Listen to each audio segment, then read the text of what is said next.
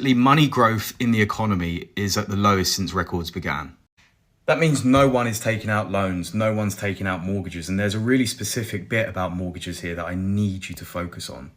Transaction levels are now so low that last month mortgage repayments outweighed the value of new mortgage debt taken out. Again, the sort of thing we haven't really seen since 2008.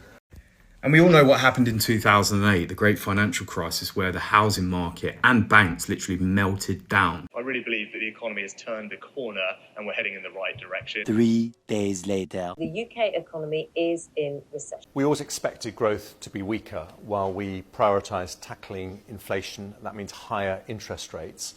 And that's the right thing to do because you can't have long-term healthy growth with high inflation. If we pay our taxes, they should come back to benefit us in some way, shape or form. UK might be losing its competitive edge. A lot of people have left to Portugal, to Spain, where it's nice and sunny, better than in the UK, and flats are cheaper over there too. Can it get worse?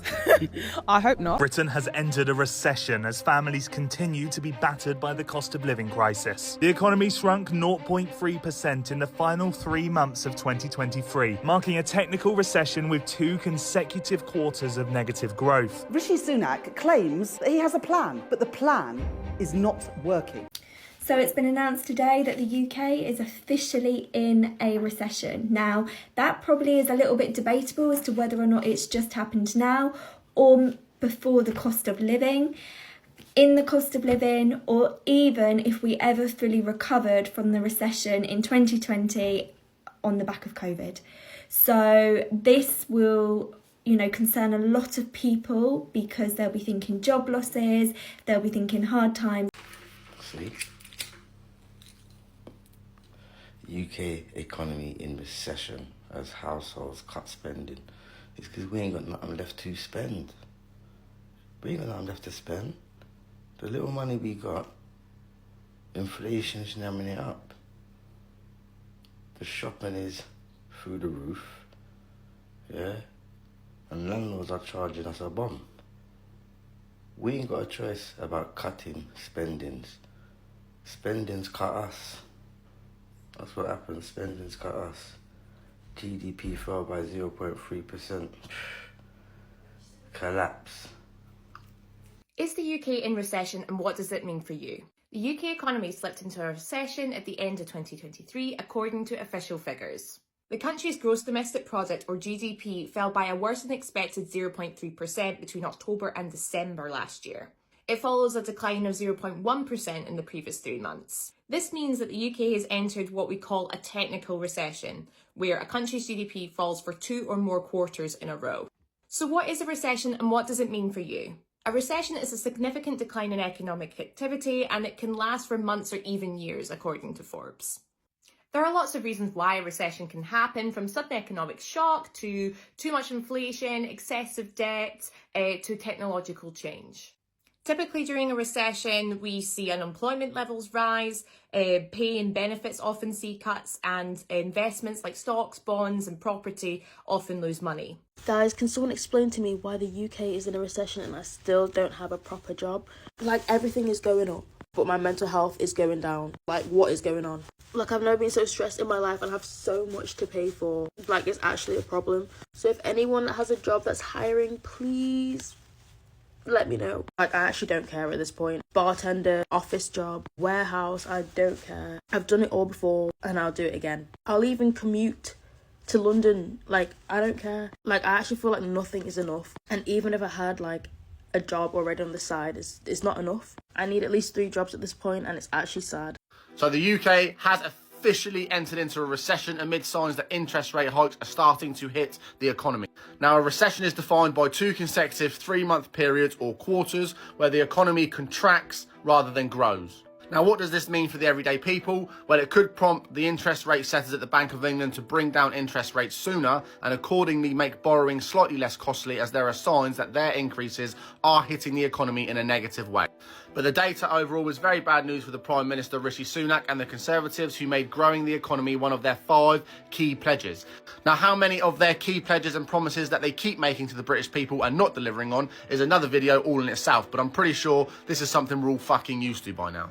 Now, consumer spending has been eroded by the cost of living crisis, with high inflation and expensive energy bills eating into people's disposable income. I mean, was this not obvious? Was this not forthcoming by these people who are supposedly so fucking intelligent?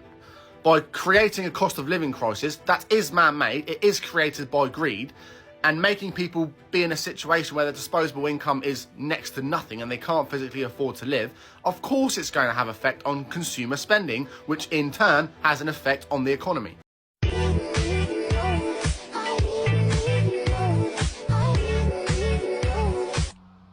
I noticed. So, that's it official, according to Sky News. The UK is officially in a recession, and we all know what that means. It'll be more cuts to public services. It will be, well, it'll just be shit as usual. People will be spending less, not able to spend. Jobs will probably be lost. NHS will definitely take a pinch, but I can tell you what, I bet you the foreign aid doesn't stop, and I bet you the homeless people will still be sleeping on the streets. Interest rates on the mortgages with the banks now, I just don't understand it. Like, I don't understand how they can just knock people's mortgages up to double, etc. on interest. That's basically more profit for them, like as if it's not already bad enough. So yeah, probably grim times ahead, and things don't look as if they're going to get any better, and they'll probably get worse. Like, you can almost guarantee that things are definitely going to get worse. So, with news that will shock no one, I expect, the UK fell into recession at the end of 2023. So I talk about, obviously, the economy a lot on my channel, and I have talked about growth before. But yeah, just a reminder, look, for the last 2 years, we've basically had stagnant growth.